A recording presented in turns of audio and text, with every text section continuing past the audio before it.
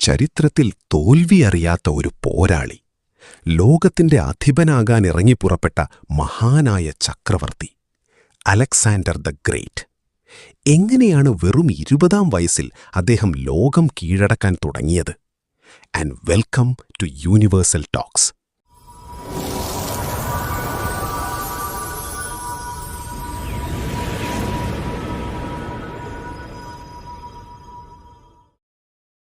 പരാക്രമിയായ Philip രാജാവിന്റെയും Olympias രാജ്ഞിയുടെയും മകനായി മാസിഡോണിയയിലാണ് അലക്സാണ്ടർ ജനിച്ചത്. അദ്ദേഹത്തിന്റെ വംശാവലി തന്നെ അത്ഭുതപ്പെടുത്തുന്നതായിരുന്നു. മാതാവ് വീരനായ അക്കീലസിന്റെ പരമ്പരയിൽപ്പെട്ടവളും പിതാവ് ഇതിഹാസപുരുഷനായ ഹെർക്കുലീസിന്റെ പിൻതലമുറക്കാരനുമായിരുന്നു. തങ്ങൾക്ക് ജനിക്കാൻ പോകുന്നത് ലോകം വിറപ്പിക്കുന്ന ഒരു പുത്രനായിരിക്കുമെന്ന് ആ മാതാപിതാക്കൾക്ക് സ്വപ്നദർശനമുണ്ടായതായി പറയപ്പെടുന്നു. അലക്സാണ്ടറിലെ ബുദ്ധികൂർമ്മതയ്ക്ക് പിന്നിൽ ലോക പ്രശസ്ത തത്വചിന്തകൻ അരിസ്റ്റോട്ടിലായിരുന്നു. 16 വയസ്സുവരെ അരിസ്റ്റോട്ടിൽ അദ്ദേഹത്തെ വിദ്യ അഭ്യസിപ്പിച്ചു. തന്ത്രങ്ങളും തത്വചിന്തയും ഒരുപോലെ സ്വായത്തമാക്കിയതാണ് അദ്ദേഹത്തെ മികച്ചൊരു നേതാവാക്കിയത്. BC 336-ൽ പിതാവായ ഫിലിപ്പ് രാജാവ് വധിക്കപ്പെട്ടതോടെ 20-ാം വയസ്സിൽ അലക്സാണ്ടർ അധികാരമേറ്റെടുത്തു. തന്റെ പിതാവ് പടുത്തുയർത്തിയ ശക്തമായ സാമ്രാജ്യവും അനുഭവസമ്പന്നരായ സൈനികരും അദ്ദേഹത്തിന് കരുത്തേകി. ഗ്രീസിന്റെ മുഴുവൻ നിയന്ത്രണവും കൈപ്പിടിയിലൊതുക്കിയ അലക്സാണ്ടർ പിന്നീട് നീങ്ങിയത് ചരിത്രം തിരുത്തിക്കുറിക്കാനായിരുന്നു. ഏറ്റവും കൂടുതൽ വിജയം നേടിയ സൈനിക നേതാവ് എന്ന ഖ്യാതി ഇന്നും അദ്ദേഹത്തിന് സ്വന്തം. വെറും 22-ാം വയസ്സിൽ അലക്സാണ്ടർ ഏഷ്യയിലേക്കുള്ള തന്റെ പടയോട്ടം ആരംഭിച്ചു. അന്നത്തെ ഏറ്റവും വലിയ സാമ്രാജ്യമായ പേർഷ്യയായിരുന്നു ലക്ഷ്യം. ഇസ്സസ്, ഗൗഗമേല എന്നീ 2 നിർണായക യുദ്ധങ്ങളിലൂടെ പേർഷ്യൻ ചക്രവർത്തി ദാരിയസ് മൂന്നാമനെ അദ്ദേഹം തകർത്തു. ഫ്രിജിയയിലെ ഒരു രാജാവിന്റെ രഥത്തിൽ അഴിക്കാൻ കഴിയാത്ത വിധം സങ്കീർണമായ ഒരു കെട്ടുണ്ടായിരുന്നു. ഇതഴിക്കുന്നവൻ ഏഷ്യയുടെ രാജാവാകുമെന്ന് ഒരു പ്രവചനമുണ്ടായിരുന്നു. പലരും പരാജയപ്പെട്ടിടത്ത് അലക്സാണ്ടർ തന്റെ വാളെടുത്ത് ആ കെട്ട് ഒറ്റവെട്ടിന് മുറിച്ചുമാറ്റി. തന്ത്രങ്ങളല്ല, ലക്ഷ്യമാണ് പ്രധാനം എന്നദ്ദേഹം ഇതിലൂടെ തെളിയിച്ചു. 25-ാം വയസ്സിൽ അദ്ദേഹം പേർഷ്യയുടെ മഹാരാജാവായി മാറി. വഴിയിൽ അദ്ദേഹം ഈജിപ്തും കീഴടക്കി. അവിടെ ഫറവോ ആയി വാഴ്ത്തപ്പെട്ട അദ്ദേഹം തന്റെ പേരിൽ അലക്സാണ്ട്രിയ എന്ന നഗരം സ്ഥാപിച്ചു. ഇന്ന് ഈജിപ്തിലെ പ്രധാന നഗരങ്ങളിലൊന്നാണിത്. BC 326-ൽ അലക്സാണ്ടറിന്റെ ഇന്ത്യയിലേക്കുള്ള വരവ്. സിന്ധു നദിക്കരയിൽ വച്ച് അദ്ദേഹം ഇന്ത്യയിലെ വീരനായ പോറസ് രാജാവിനെ നേരിട്ടു.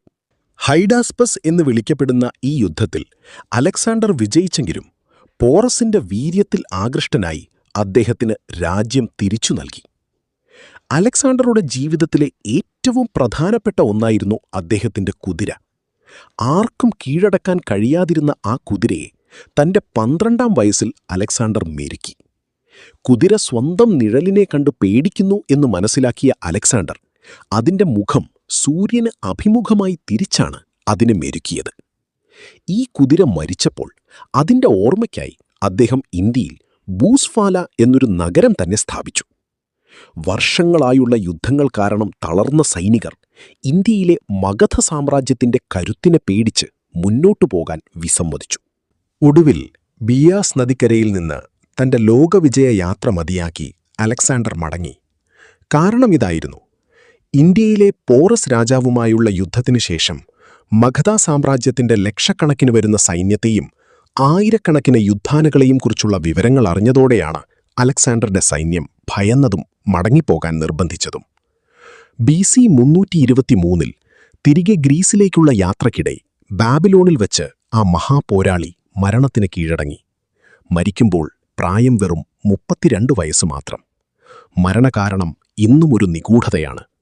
വിഷം നൽകിയതാണെന്നും അതല്ല മറ്റു മാരകരോഗങ്ങൾ കീഴ്പ്പെടുത്തിയതാണെന്നും വ്യത്യസ്താഭിപ്രായങ്ങളുണ്ട്. അലക്സാണ്ടർ മരിച്ച് 6 ദിവസത്തോളം അദ്ദേഹത്തിന്റെ ശരീരം ചീഞ്ഞഴുകുകയോ മാറ്റങ്ങൾ സംഭവിക്കുകയോ ചെയ്തിരുന്നില്ല എന്നു പറയപ്പെടുന്നു. അക്കാലത്തെ ആളുകൾ ഇത് അദ്ദേഹം ഒരു ദൈവമായതുകൊണ്ടാണെന്ന് വിശ്വസിച്ചു. എന്നാൽ ആധുനിക ശാസ്ത്രജ്ഞർ കരുതുന്നത് ഗിലിയൻ ബാറെ സിൻഡ്രോം എന്ന അവസ്ഥ മൂലം അദ്ദേഹം പക്ഷാഘാതം വന്ന് അബോധാവസ്ഥയിലായതാകാമെന്നും മരിക്കുന്നതിനു മുൻപേ അദ്ദേഹം അടക്കം ചെയ്യപ്പെട്ടതാകാമെന്നുമാണ്. മരണശേഷം അദ്ദേഹത്തിന്റെ ഭൗതികദേഹം ഈജിപ്തിലേക്ക് കൊണ്ടുപോയത് ഒരു സ്വർണ്ണ ശവപ്പെട്ടിയിൽ തേനിൽ മുക്കിവെച്ചാണ്. ശരീരം കേടുകൂടാതെ ഇരിക്കാനാണ് ഇങ്ങനെ ചെയ്തത്. എന്നാലും തന്റെ ചെറിയ ജീവിതത്തിനുള്ളിൽ ഗ്രീസ് മുതൽ ഇന്ത്യ വരെ നീണ്ടുകിടക്കുന്ന ഭീമാകാരമായ ഒരു സാമ്രാജ്യം അദ്ദേഹം പടുത്തുയർത്തി. അപ്പോൾ തന്നെ അദ്ദേഹത്തിന്റെ ലെവലൊന്ന് ആലോചിച്ചു നോക്കൂ. ചരിത്രത്തിൽ ഒരിടത്തും പരാജയം രുചിക്കാത്ത ഏക യോദ്ധാവ് അലക്സാണ്ടർ ദ ഗ്രേറ്റ് ഇന്നും ഒരു വിസ്മയമായി തുടരുന്നു. അലക്സാണ്ടറുടെ ജീവിതം നമുക്ക് നൽകുന്ന ഏറ്റവും വലിയ പാഠമെന്താണെന്നറിയാമോ? പരിധികൾ എന്നത് നമ്മുടെ മനസ്സിൽ നമ്മൾ തന്നെ വരയ്ക്കുന്ന വരകളാണ് എന്നതാണത്. വെറും 20-ാം വയസ്സിൽ ഒരു വലിയ ലക്ഷ്യവുമായി ഇറങ്ങിത്തിരിച്ചപ്പോൾ പലരും കരുതിക്കാണും അതൊരിക്കലും നടക്കില്ലെന്ന്. പക്ഷേ തന്റെ ലക്ഷ്യബോധത്തിലും കഠിനാധ്വാനത്തിലും അദ്ദേഹം വിശ്വസിച്ചു. അദ്ദേഹം പറയുമായിരുന്നു, ശ്രമിക്കുന്നവന് അസാധ്യമായി ഒന്നുമില്ല എന്ന്. നമ്മുടെ ജീവിതത്തിലും പല തടസ്സങ്ങളുണ്ടാകാം. ലക്ഷ്യങ്ങൾ ദൂരെയാണെന്ന് തോന്നാം.